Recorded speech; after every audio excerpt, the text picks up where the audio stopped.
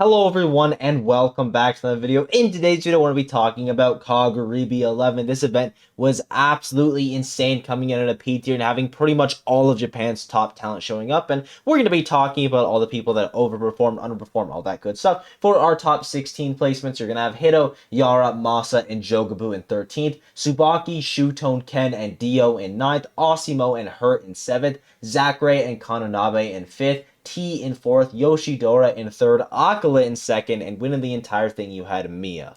And the first player that I want to talk about is going to be the only invader at the event, and that is going to be Flo, at least the only invader outside of Asia, because you have Kanaji as well, who's technically an invader, but he's been to so many Japanese events at this point that it doesn't really feel like that, but that's kind of off topic. Flo popped off super hard. He was able to get wins on Proto Bonham and Jogabu, as well as taking Aqua to Game 5. Now, we're not going to talk about how that Game 5 went, but he's the best player in the world. That is a very impressive feat, and then in the losers bracket, ended up losing to Hurt for 17th place, so two very respectable losses, as well as two amazing wins. And I get to talk about two of my favorite things right here, Roy and Europe. Europe has been super impressive as of late. I feel like Tara really demonstrated that with Glutony taking the entire event and both Bloom Forever and Raflo getting into the top 8. And Flo is a player that's been at the top of Europe's scene for a while now, but doesn't get a ton of credit. And I feel like this performance really just showed how incredible he is. I mean, beating a player of Proto Bonham's caliber is just so insanely impressive, even if he is a little bit out of practice. And Jogabu is like top 30 player in the world right now. So Europe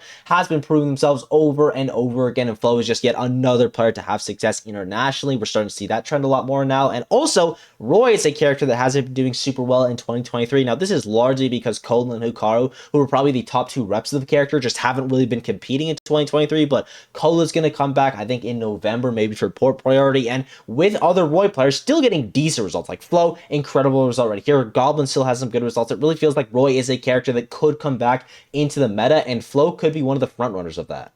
So we got to talk about a couple underperformances as well. We're not going to be able to touch on all of them, but the ones I want to highlight are going to be Shutone, Ken, and Kimeme, who were all top 8 seeds that didn't get top 8, and Proto Bonham, who wasn't a top 8 seed, but, you know, it's Proto Bonham. Now, he ended up getting 25th, losing to Flo in the winner side. Already touched on that. Then he got a couple wins in losers, most notably in a Game 5 set over Kimeme, so that's a really nice win right there, and then lost in a Game 5 set to Yara. So it's not the best performance from him. That Flo loss is definitely going to hurt him on the season, just because European losses in general aren't ranked as high, just because Europe as a region doesn't have as many big events, so their players can't get more points, but that's discussion for another time. Regardless, though, Proto Bonham, not a great loss there. The Yara loss, though, not honestly the end of the world, especially considering that Yara is like a top 30 player right now, and this was Proto Bonham's first tournament back, so I wouldn't be sweating this too heavily if I was him. And Kimeme ends up getting 33rd, but he loses to Kananabe, who arguably had the run of the tournament, and that's the player that I could see being ranked a lot higher than he is right now by the end of the season. And then Proto Bonham on the loser side, and you can't really feel too bad about that one. So while the placement's really bad, the losses aren't honestly too abhorrent.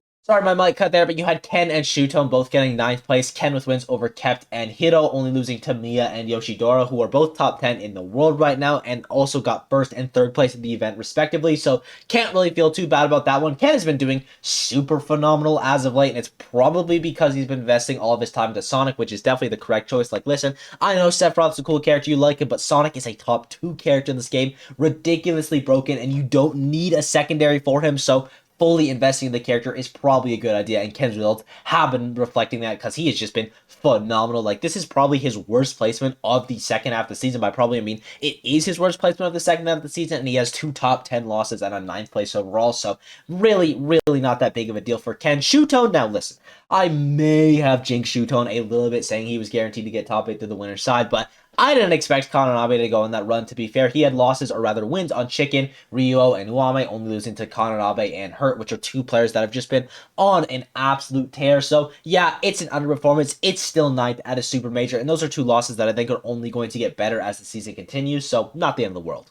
I want to talk about a couple losers runs as well. The 3 players that I've chosen are Senra, Umeki, and Neo. Neo, who lost to Tet, the pit player, fairly early on, then was able to beat T, the Link player, Guri. I might be butchering this, but I believe it's Yura Omot, Neotono, and kept for 25th place. So it's technically still an underperformance from Neo, because I believe he was seeded to get 17th or something along those lines. So not amazing from him. And then the loser side, he ended up losing to Aka. So it's some not great losses, specifically to Tet as well, because he's likely going to be unranked this season unless he goes absolutely crazy. And Pit is a character that I have zero faith in, but these Pit players keep proving me wrong, so it's not a 0 chance possibility. But Neo, overall, back-to-back underperformances. It happens. I really think he's going to bounce back for his next tournament, though, so not too worried about that. You have Senra as well, who ends up getting 25th place, losing to Harrison in the winner's side, then being Shaky, Shiryuki, Zarishi, Chicken, and Dorinbigi. Super solid run from him. Jigglypuff's a character that is definitely not good, but you still have players like Senra, like Base Mage, getting some pretty solid results, so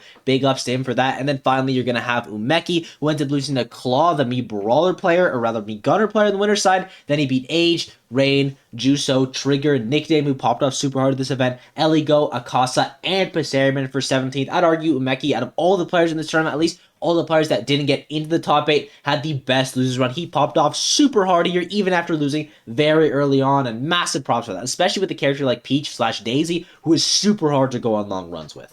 And before we do move on to the top 8, there's a couple players that I didn't really have a segment for, so I'm just going to talk about them right now. The first one is going to be Etsuji. He ended up getting wins on Hurt and Dorinmigi, only dropping sets to Zachary and Yara, so amazing losses, as well as some really good wins. That Hurt one is especially good, considering that Hurt has just been phenomenal these past couple events, and Etsuji was one of the OG Diddy Kong players. Like, he played Diddy in Japan before it was cool, because Diddy Kong is one of the most popular characters in Japan, which does make sense. He's a hard character, so that's going to have a lot of people drawn to him just because of the tech skill. He's a good character, and he's also a character that you can play at pretty much any tempo. Like, you look at the difference between Tweak and Aaron Diddy Kong, they look like completely different characters because you can play them in just so many different ways, so it makes sense that he's going to be a popular character at the top level. And again, shouts to Etsuji because he was playing Diddy Kong in Japan before it was cool. You're going to have Dio as well on the run to 9th place. I think a lot of the conversation around Snake right now has been going to her because that guy's insane and deserves it. But Dio is still an insanely good Snake player with wins on Huto, Senra, Aim, and Jogabu. Got double eliminated by Zachary this event. And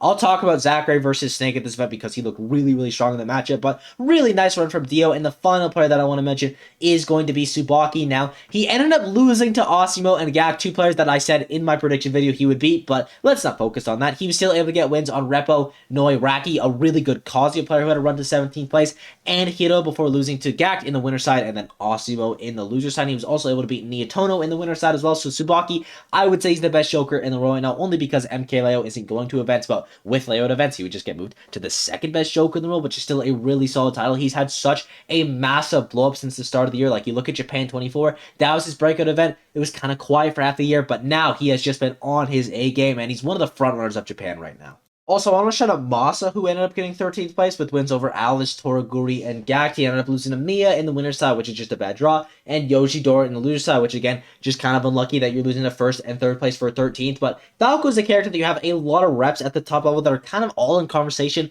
for the best Falco in the world, because none of them go to a ton of events. The main front runners are going to be between Masa and Tilde, and this only tips the scale in his favor. And we are going to be moving on to the top 8 now, but if there's a player that I left out, because there probably was, there was a ton of people at this event, we can't cover them all, please leave a comment down below, and I'll be sure to tell you how their run was. And while you're down there, be sure to sub. But our first people in the top 8 are going to be Osimo and Hurt, finishing in 7th. Osimo with wins on Aka, Noi, Gact, and Tsubaki, only losing to T and Yoshidora. Not bad losses at all. And this is technically an underperformance by Osimo because he was the 3rd seed, so he has an SPR of -3, but I honestly don't think he should have been the 3rd seed, and it's still top 8 at a Peach event, so who really cares if you're underperforming your seed? Osimo has been pretty good throughout this entire year. He's had some inconsistencies, but in the second half of the season, he has been looking a lot better. He's got a 5th place at Meisuma top 13.5, 2nd place at Ultimate 1 and 5, 3rd place at Kowloon 7, does have a 17th place at Meisuma top 14, but that's going to be his worst placement in the second half of the season. Before this event, he was a 9th at Delta 5, and now a 7th place here with some pretty strong wins. Osimo is still such an insane player, and I feel like he's kind of getting overshadowed right now because Japan as a region just has so many incredible talents, especially with all the newcomers that are starting to get results, that we're kind of forgetting about some of their older talent that isn't always getting into the top 3s. But Osimo is a mainstay threat of Japan, and he's definitely someone that you can't sleep on, so nice run from him. Hurt, though, that's definitely been someone that's on the forefront of a lot of conversations talking about Japan. I already mentioned how he got upset by Etsuji, but he managed to win 7 sets in a row in the loser side to make top 8, beating Ball, Kuro, Ryuo, Level 1, Flo, Yara, and Shutone. And now that's back-to-back weekends, or I guess not back-to-back weekends, but back-to-back events where he gets top 8 at the major with a crazy losers run at Delta. He was able to win 8 sets in a row, was able to win 7 sets in a row here, and he's unarguably the best Snake in the world at this point. I mean, when you look at him play, he is just doing some incredible stuff. He adds another top 10 win to his list in Shutone this time around, and Hurt, just insane player. Really excited to see him at Port Priority because I know he's going to farm that event.